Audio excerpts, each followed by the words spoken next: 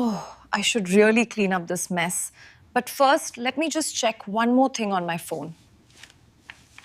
When I walked out of that house, I thought I was only leaving behind the pain of being unwanted, the sting of favoritism, and the deep hollow ache of realizing that my mother's love had limits. But what I also left behind, though they didn't realize it at the time, was the weight of responsibility I had been carrying on my shoulders for years. The house they lived in, the lights they took for granted, the groceries in the fridge, and even the stability of knowing the bills were always paid, that wasn't the result of my mother's careful planning or my sister's contributions. It was me, month after month, budgeting carefully, working long hours, and making sure nothing ever slipped through the cracks. At first, they didn't notice. The warmth of my sister's return distracted them, filling the house with laughter, shared meals, and the illusion that everything was as it should be. For the first couple of weeks, the unpaid bills sat unnoticed on the counter, tucked under magazines or left unopened in a drawer. My mother had gotten so used to me handling them that she probably didn't even consider who would take care of them now. She assumed it would somehow happen the way it always did. But houses don't run on assumptions, and creditors don't wait for family reunions. The first signs came quietly. A letter from the electric company, marked in red, demanding immediate payment. My mother brushed it off, telling herself she'd get to it later, maybe assuming I'd swoop in and pay it like I always had. But I wasn't there anymore, and later never came.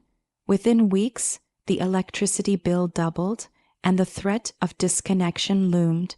Still, my sister didn't notice. She lounged in the living room with the television on for hours, lights blazing in every room she walked through, using up the very service that was about to vanish. Then came the water bill, the internet, the rent. Each one stacked higher and higher, unopened envelopes now piled up on the kitchen counter like a silent reminder of the absence I left behind. My mother started to worry, realizing with every new notice that money didn't just appear out of nowhere. She worked, yes, but her paycheck was never enough to cover everything.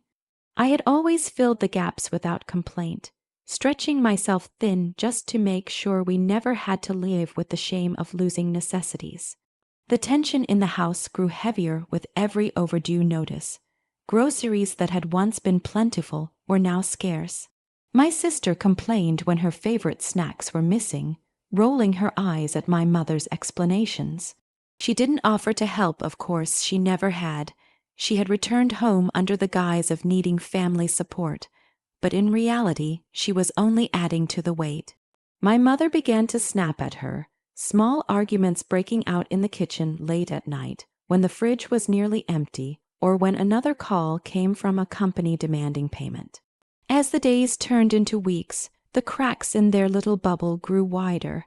The power company sent another warning, this one final. The internet was cut off, leaving my sister furious, pacing the house like a caged animal. She had no idea what it meant to pay bills, no understanding of how the roof above her head had stayed there all this time. She accused my mother of mismanaging things, conveniently forgetting that neither of them had ever managed anything at all. My mother, on the other hand, was slowly beginning to connect the dots. She remembered the times I had come home late, exhausted, but still sat down at the kitchen table to balance out expenses. She remembered how I always had a plan, how I never let anything slip even when I was stretched thin myself. And now, with me gone, there was no one to hold it all together. The realization must have been like cold water on her face, shocking, undeniable, and impossible to ignore. The panic set in gradually. It wasn't just about the bills anymore. It was about the sinking recognition of just how much she had depended on me without ever truly acknowledging it. She had chosen my sister's comfort over my stability, had believed that by pushing me aside, she was protecting some fragile version of family unity. But the foundation she thought was unshakable had been mine all along, and without me it was crumbling. The house that had once felt so secure was now teetering on the edge of collapse, not because I left in anger, but because I took with me the one thing they couldn't replace: responsibility. The very things they took for granted were unraveling, and for the first time, my mother was forced to face the truth that love without support doesn't keep the lights on, and favoritism doesn't pay the bills. And though I was gone, my absence was now louder than my presence had ever been, echoing through every darkened room and every empty fridge shelf. The silence of responsibility settled into that house like an unwelcome guest, heavy and suffocating. When I was there, the rhythm of life moved smoothly, though no one ever stopped to notice why. Groceries appeared, the Wi-Fi never cut out. The heat kicked on during cold nights, and even little things like laundry soap and paper towels seemed endless. All of it came from me quietly stepping in, making sure those small details were covered, often sacrificing my own comfort to make it happen. But once I was gone, the silence that followed wasn't just about my empty room. It was about the missing hum of someone who made sure things functioned. That silence grew louder with each passing day, and the people left behind didn't know what to do with it. My sister, who had always relied on others to soften the edges of her life, acted as though nothing had changed. She woke up late, left dirty dishes in the sink, and asked my mother when she was going to do laundry, never considering that in the past it had been me quietly running loads between work shifts. She assumed meals would still appear on the table, that the lights would stay on, that the internet would magically come back. She believed in comfort without effort because she had never been forced to contribute. Her silence wasn't neutral, it was willful ignorance. She refused to step up, choosing instead to float through the days like a guest instead of someone responsible for the home she lived in. My mother carried her silence differently. At first, she filled it with excuses, telling herself she would figure things out soon. She told my sister not to worry, that she had it handled, but behind closed doors the worry gnawed at her. She stayed up late staring at the pile of bills she didn't know how to cover. She avoided phone calls, letting the ringing pierce the air until it stopped, pretending that ignoring the problem would make it disappear. The silence of responsibility wasn't peaceful, it was suffocating, and every time she avoided opening an envelope or silenced a call, it only grew heavier. It was strange how quickly the house transformed. What used to be a home, however flawed and complicated, began to feel like a fragile shell.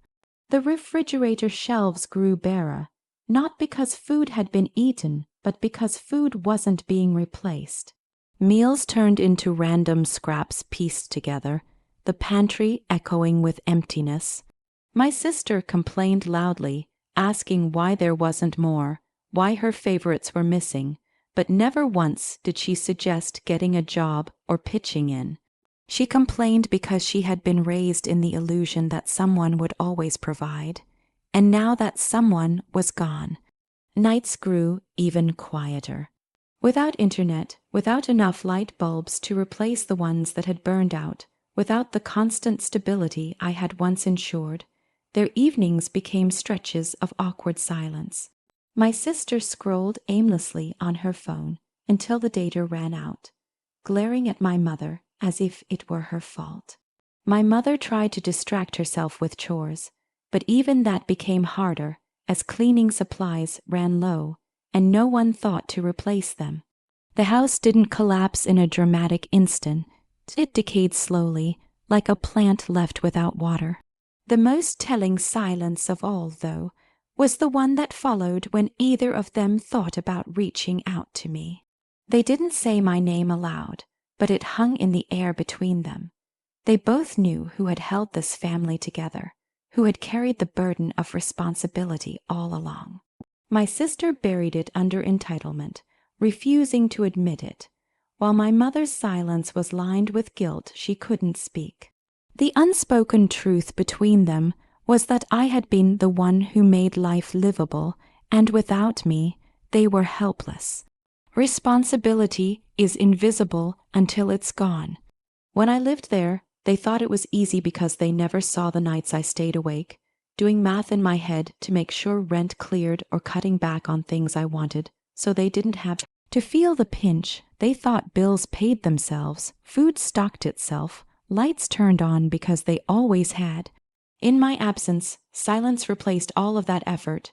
No one argued over how to split chores. No one debated who would cover what. They simply let the silence sit, pretending it wasn't their problem. But silence has weight. It filled every corner of that house, pressed against their shoulders and tightened around them until they couldn't ignore it anymore. And in that silence, they began to realize the truth. It wasn't just my presence they lost when I walked out the door. It was the very structure of their lives, the invisible net that kept them from falling. And without me, that silence of responsibility turned into an echoing reminder of everything they had taken for granted. The unraveling household began quietly, almost imperceptibly, like a thread pulled loose from the hem of a sweater. At first, nothing seemed wrong from the outside. My mother still got up in the mornings, my sister still lingered in the kitchen with her coffee, and the house still stood as it always had. But underneath that surface, the foundation of their comfort was cracking. Without me there to hold it together, the structure of their daily lives started to collapse one piece at a time. What once looked like stability was, in truth, something I had carefully and silently constructed. And now, in my absence, it began to show how fragile it truly was. The first signs were subtle. Groceries, once restocked regularly, started running low. Meals shifted from carefully planned dinners to thrown-together scraps. Pasta without sauce, bread without spreads, or a half-empty cereal box without milk became the new norm. My sister complained constantly, accusing my mother of being careless or inattentive. But she never offered to go out and buy food herself. She had grown up in a space where her role was only to consume, never to contribute. My mother, exhausted and defensive, snapped at her more and more often, turning what should have been meals into small battlegrounds. Then the physical space of the house began to reflect the chaos. Laundry piled up in baskets, unwashed for weeks because detergent ran out and no one thought to replace it. Dust gathered on furniture, dishes sat in the sink longer, and even small things like burned-out light bulbs were left ignored. Each neglected task was a sign of the unraveling, a reminder of the invisible labor I had once done without complaint. With every corner left unkempt, the house no longer felt like a home. Instead, it became a place weighed down by disorder, and the cracks in the family dynamic widened with each day it was left unattended. Financial strain only added to the mess. When the water bill went unpaid and the threat of disconnection loomed, my mother's worry became visible. She paced the living room late at night, muttering to herself, staring at the stack of envelopes she couldn't bring herself to open. My sister, on the other hand, grew more frustrated at the inconveniences. She complained when showers ran cold or when the Wi-Fi remained disconnected, acting as though her irritation was enough to solve the problem. But no solution came because neither of them was willing to take responsibility. What I had once managed quietly in the background was now an avalanche neither of them could control. The unraveling didn't stop at bills or chores, it reached into their relationship too. My mother, who had once celebrated my sister's return, began to see her not as a savior of family unity, but as another burden. The sister who was supposed to bring comfort had brought chaos instead, and resentment crept into their conversations. My sister felt it too, but rather than accept her role in the downfall, she blamed my mother for everything. Arguments broke out over money, over food, over the smallest inconveniences. The closeness they once displayed dissolved quickly, leaving only tension where joy had briefly bloomed. Even the house itself seemed to groan under the weight of neglect. Leaks went unfixed. Appliances broke down and stayed broken, and small repairs that I would have handled or paid for went untouched. The once steady hum of the refrigerator, the steady glow of the lamps, the constant connection of the internet, all of those little things they had never noticed before became glaring in their absence. It was as if the house itself mirrored the family's state, worn down, unsupported, unraveling from the inside out.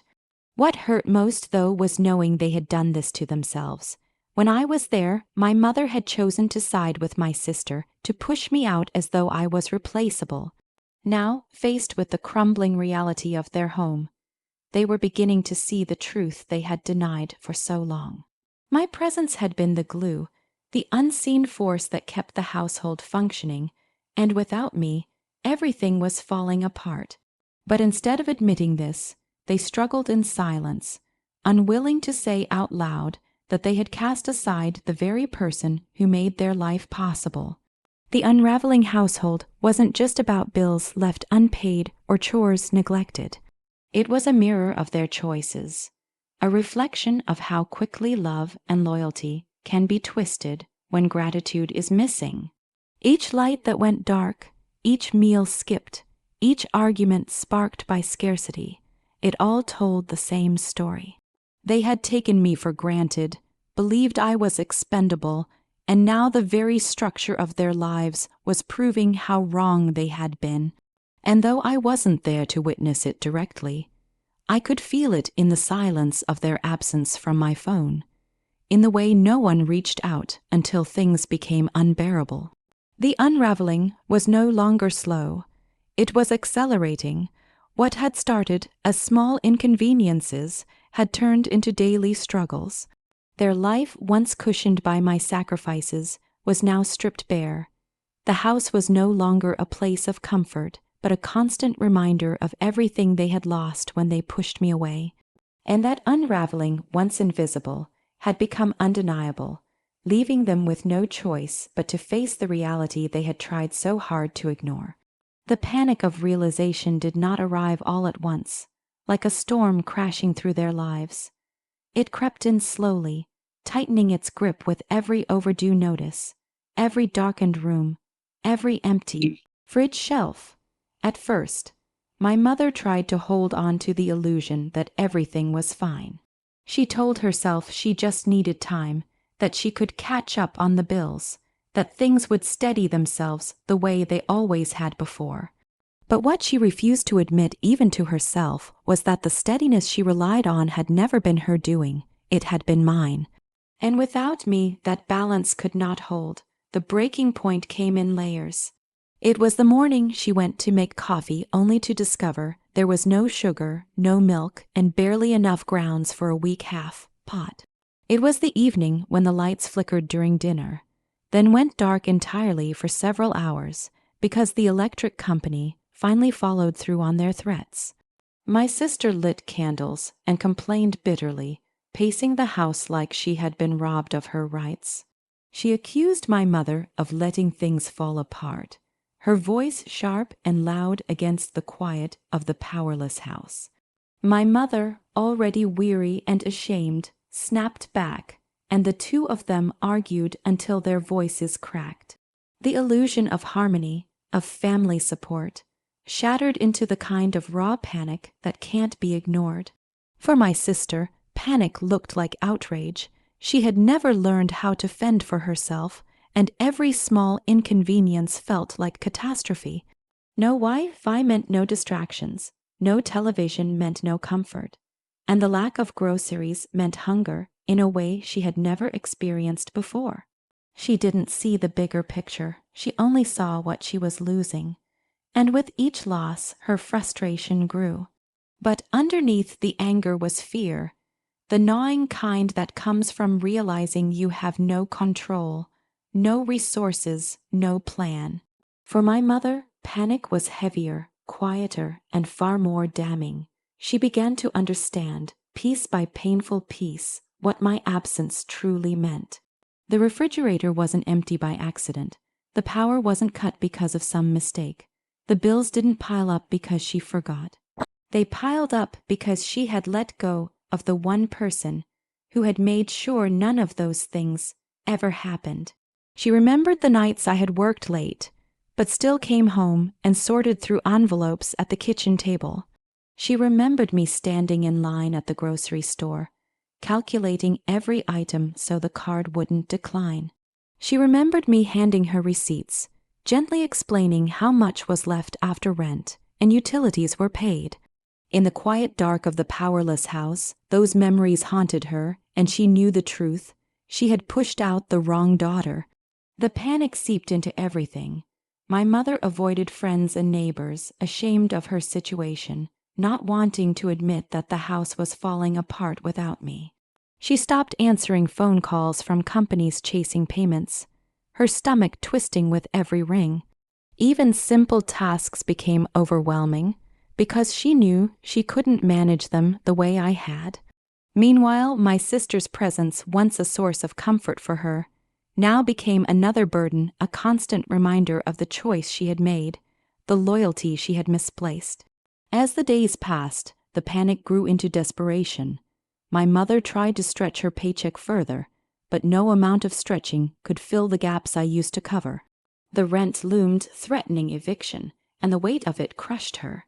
She began to look at my sister not with affection but with resentment, silently wondering why she had fought so hard to protect her comfort when it had cost her the stability of the entire household. The realization cut deep, and it was too late to undo the damage. My mother saw clearly now. The daughter she had cast aside had not just been part of the household. She had been the backbone of it. Without me, everything was collapsing, and the panic of losing control turned into the deeper fear of losing everything. The house, the sense of security, even the fragile relationship with the daughter she had chosen. It was all slipping away. Panic is cruel because it strips away denial. My mother could no longer pretend things would fix themselves, and my sister could no longer hide behind complaints. Both of them were trapped in the crumbling home, surrounded by the mess of their own choices, and the absence of the one person who had kept it all from falling apart was louder than ever.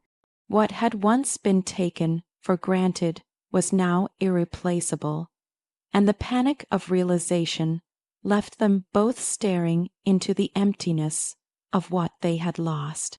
The attempt to reach out was not immediate. Pride stood in the way at first, especially for my mother. She had been so sure of herself when she told me to leave, so certain that I was the problem, and that my sister's return meant healing for the family. To call me now, after everything had fallen apart, meant admitting she had been wrong. Not just wrong about me, but wrong about the choices that had shaped our lives. Still, desperation has a way of breaking down even the hardest walls, and when the house grew colder, the fridge emptier, and the notices more threatening, she finally reached for her phone. The first call came late at night. I remember seeing her name flash on the screen and feeling my stomach tighten. Part of me wanted to answer immediately, to hear her voice and imagine that maybe she was calling to apologize, to tell me she missed me. But another part of me knew better. That call wasn't about me. It was about what I used to provide. I let it ring until it stopped. She tried again the next day, this time in the middle of the afternoon. Then a string of messages followed, each one short, hesitant, and filled with a tone I recognized as guilt hidden beneath urgency. "I hope you're okay. Can we talk? I need to hear from you." And none of them said what she really meant, but the silence between her words told the truth. My sister never called. That didn't surprise me.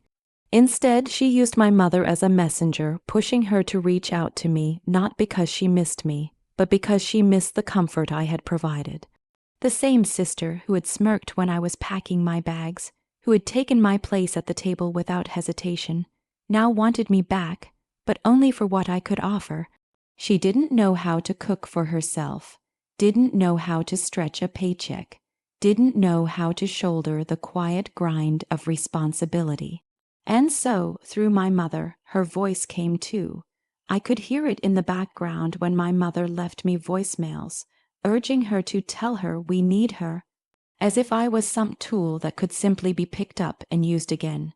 Eventually, my mother stopped pretending and her words grew rawer. The guilt seeped into her voice when she left messages, her tone breaking, no longer able to mask the truth. She told me about the bills piling up, about the lights being shut off, about how hard things had become without me. She admitted in small pieces that she hadn't realized how much I had been doing, how much of the house's stability had depended on me. For the first time in years, she sounded fragile, her voice trembling with fear. It wasn't an apology, not fully, but it was the closest she could come in that moment. Hearing her desperation was a strange kind of vindication, but it also hurt. I had waited my whole life for her to see me, to value me, to acknowledge that I mattered. And now she was finally seeing it, but only because she had lost me. It wasn't love that drove her to call, it was necessity. That truth cut deep, because it meant I was still not enough on my own. I was only valuable for what I could provide. Every message reminded me that her attempt to reach out wasn't about rebuilding our relationship, but about salvaging what she had let collapse. Still, the attempt itself stirred something in me. For all the anger I felt, for all the betrayal, a part of me longed for the connection I had always craved. I wanted to believe she missed me, that she wanted me back because I was her daughter, not because I was her safety net. But I couldn't ignore the pattern, the way she had chosen my sister over me, the way she had let me walk away without a fight, the way her silence back then had been so easy compared to her pleas now. The calls and messages didn't stop. They became more frequent, more urgent, as though she believed persistence could wear me down. Each one carried the same undercurrent, not "I miss you," but "we need you." My sister's voice was sometimes audible in the background, impatient, annoyed, pushing her to try harder. My mother's words grew more desperate, confessing how hard it had been, how they were falling behind, how they didn't know what to do anymore. It was the first time she had ever admitted weakness, the first time she had looked at me not as a burden, but as the one who held everything together. And though I didn't answer right away, the attempt itself changed the dynamic. They had cast me aside, convinced I was replaceable. Now they were forced to reach for me, to admit through action what they could never say outright, that without me, the house, the family, the life they had built was collapsing. And for the first time, they weren't in control of whether I came back. I was. The cold awakening came like a slow burn, creeping into their lives until it could no longer be ignored. At first, my mother still clung to the hope that if she reached out enough, I would come back. Each unanswered call, each ignored message was met with a new excuse in her mind. Maybe I was busy, maybe I needed space, maybe tomorrow I would return like I always had before. But days turned into weeks, and weeks stretched longer, and I didn't show up. That silence, the same silence they had once forced on me when they chose my sister over me, was now theirs to endure. It pressed in on them with a weight that no amount of excuses could lighten. My sister felt the awakening in harsher ways. For her, it wasn't guilt. It was loss of comfort. She woke up each morning to a house that was colder, emptier, and less forgiving. There was no one to cook breakfast, no one to make sure bills were paid, no one to soften the edges of her irresponsibility. She had returned home expecting to be coddled, expecting life to bend around her needs the way it always had, but instead she was trapped in the consequences of choices she never thought she'd have to face. Her complaints turned to bitterness, then to anger, until even my mother grew tired of hearing her voice. The sister who had been welcomed back with open arms had become a weight too heavy to carry, and my mother was finally seeing it. For my mother, the cold awakening was heavier than frustration. It was regret. Every corner of the house reminded her of what she had lost. The stack of unpaid bills on the counter wasn't just paper. It was a reflection of my absence. The empty fridge wasn't just hunger. It was a reminder of who had always filled it. The dim, neglected rooms weren't just untidy. They were proof of how much I had once done without recognition. She began to see me in everything, not in my presence, but in the void I had left behind. Each struggle was a mirror showing her the truth. She had chosen the wrong daughter, and she had pushed away the one person who had carried her world quietly and consistently. The awakening wasn't loud or dramatic. It came in the form of exhaustion when my mother realized she couldn't stretch her paycheck any further. It came in the embarrassment of asking neighbors for small favors, pretending it was just bad timing, rather than admitting the household was falling apart. It came in the hushed arguments she had with my sister at night, when their voices cracked under the weight of resentment. And it came in the heavy silence after those fights, when they both sat separately in different rooms, too drained to speak, knowing deep down that none of this would be happening if I had stayed. But the coldest part of the awakening was understanding that I wasn't coming back in the same way they expected. My mother realized that she had no control anymore. The power she had once held, the ability to dismiss me, to silence me, to push me aside, was gone. For the first time, she was the one waiting, hoping, pleading, and I was the one with the choice. That shift in power was something she never imagined, and the weight of it chilled her. Regret seeped into her attempts to rationalize the past. She replayed the moment she told me to leave, the way she stood firm, the way she believed my absence would somehow make life easier. But now that memory haunted her. It wasn't just a mistake. It was the root of her undoing. Each day without me sharpened that regret, cutting deeper until it was no longer a fleeting thought, but a constant ache. She didn't just miss my help. She missed the daughter she had betrayed. My sister's awakening was different. It wasn't regret. It was resentment that her world no longer worked the way she wanted it to. She resented my mother for not being enough, resented me for leaving, resented the situation for forcing her to live in discomfort. But beneath that resentment was fear. She had never been on her own, never learned how to fend for herself, and the idea that the person who once shielded her from responsibility was gone left her exposed.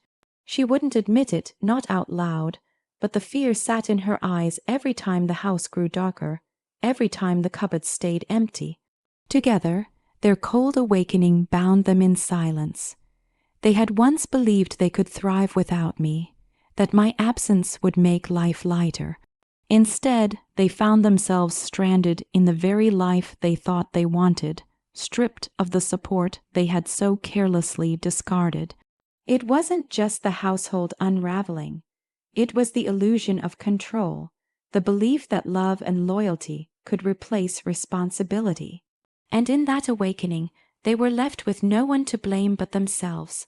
The cold awakening was not just about hardship, it was about truth. My mother and sister finally saw me for what I had been all along, the foundation of the home they had taken for granted. But the cruelest part of realization is that it often comes too late. They could finally see my worth, but seeing it didn't bring me back. It only left them with the chilling knowledge that they had destroyed the very thing they most needed. And there was no undoing it.